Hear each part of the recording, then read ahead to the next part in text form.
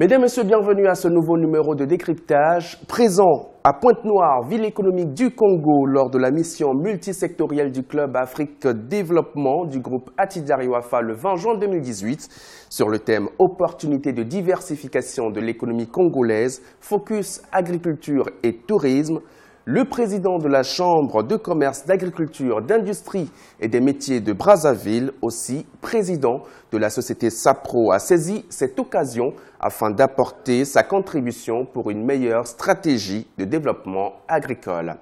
Paul Obombi a sollicité l'accompagnement des producteurs agricoles par le gouvernement qui ne doit en aucun cas se substituer à eux. Il a également profité de l'occasion pour féliciter les organisateurs de ces assises fédératrices. Quel est le rôle de la Chambre de commerce, d'agriculture, d'industrie et des métiers de Brazzaville?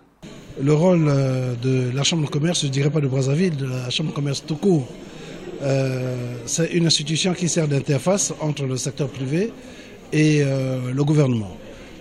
Notre rôle, c'est un rôle d'information, de formation et de la défense des intérêts du secteur privé. Nous assurons la coordination de toutes les organisations patronales et des associations professionnelles. Et aussi des commerçants qui ne sont pas dans une association ou dans un patronat. Parce qu'il y a ceux qui n'ont pas adhéré à ces associations au patronat. Que représente cette mission du Club Afrique Développement à votre avis? Mais c'est une très très bonne initiative. Très très bonne initiative parce que au-delà de l'ouverture, c'est une plateforme d'échange.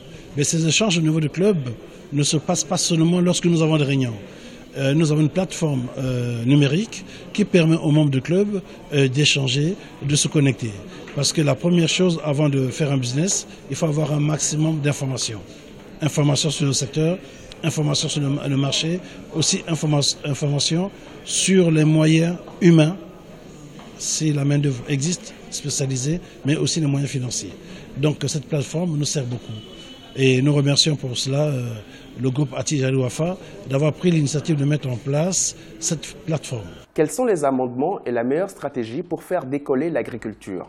Mais tout ce que je peux vous dire, vous avez assisté à la discussion dans la salle. En ce qui concerne le secteur privé en général et moi en particulier, nous pensons qu'il y a des amendements importants à faire au plan structurel en ce qui concerne la politique agricole du gouvernement. Il faudrait que cette politique soit conçue de plus en plus avec les opérateurs du secteur privé et que le gouvernement soit dans une posture réglementaire, que le gouvernement réglemente ce secteur et apporte son soutien au secteur de l'agriculture. Vous savez que ce secteur de l'agriculture, fort malheureusement dans le monde, est toujours subventionné. Donc il faut que le gouvernement prenne cette posture pour accompagner le secteur agricole. Mais de plus en plus, laisse au secteur privé la possibilité de s'exprimer, mais pas par la parole, mais par la pratique. Je pense que le débat continue à commencer en salle avec le monsieur le ministre d'État. Nous allons le continuer sur d'autres plateaux, d'autres salles de réunion. Pour l'instant, nous avons encore de l'appétit. Nous souhaitons que le gouvernement puisse se désengager de ce secteur en l'encadrant. Il ne peut pas être acteur et juge. Donc dans ce cas, il faudrait qu'on trouve des stratégies immédiates pour encadrer notre agriculture. Les stratégies à moyen terme et aussi les stratégies à long terme. Mais ce choix doit être fait avec les opérateurs. Qu'est-ce que les opérateurs économiques du secteur agricole doivent attendre de l'État? Les opérateurs privés doivent d'abord commencer par se mettre en valeur eux-mêmes avant de chercher à ce qu'on les mette en valeur.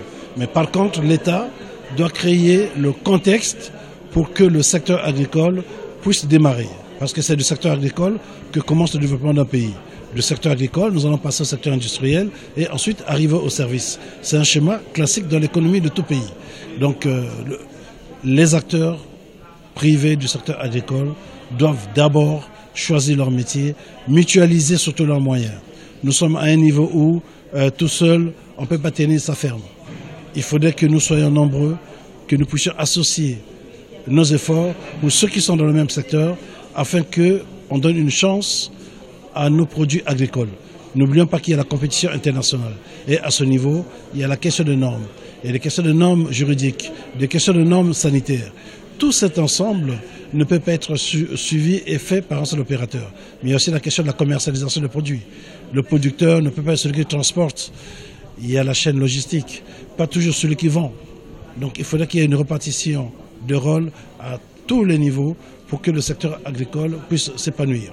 Mais ce rôle de réglementation revient à l'État. Et l'État doit le jouer et soutenir le secteur agricole par la mise en place aussi des moyens de financement. L'industrialisation de l'agriculture peut-elle avoir un impact sur l'écologie? Mais les sociétés industrielles agricoles ont leur place au Congo. Parce qu'aujourd'hui, au Congo, il y a des possibilités de produire. Nous ne sommes pas encore arrivés à la limitation des terres. Les terres du Congo n'ont pas suffisamment souffert de ce que les terres des autres pays ont subi avec les produits chimiques, les produits phytosanitaires, ainsi de suite.